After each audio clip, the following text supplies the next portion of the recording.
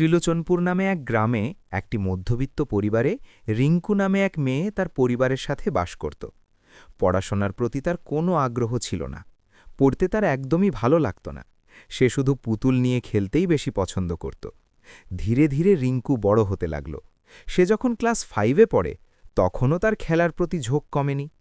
বাড়ির সবাই তাকে বকাঝকা করলেও সে কারোর কথা শুনত না।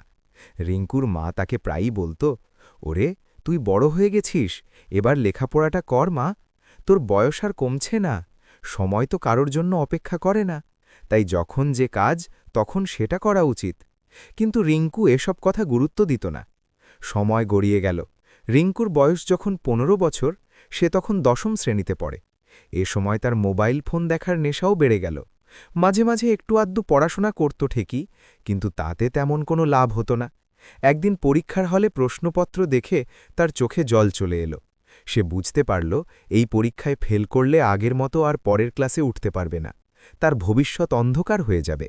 কাঁদতে কাঁদতে তার মায়ের কথাগুলো মনে পড়তে লাগল। সময় কারোর জন্য অপেক্ষা করে না। যার যখন যা কাজ তখন সেটাই করা উচিত। সেই মুহূর্তেই রিঙ্কু বুঝতে পারল সময়ের আসল মূল্য। সে নিজের ভুল বুঝতে পারল এবং দৃঢ় প্রতিজ্ঞা করল, আর কখনো সময় নষ্ট করবে না।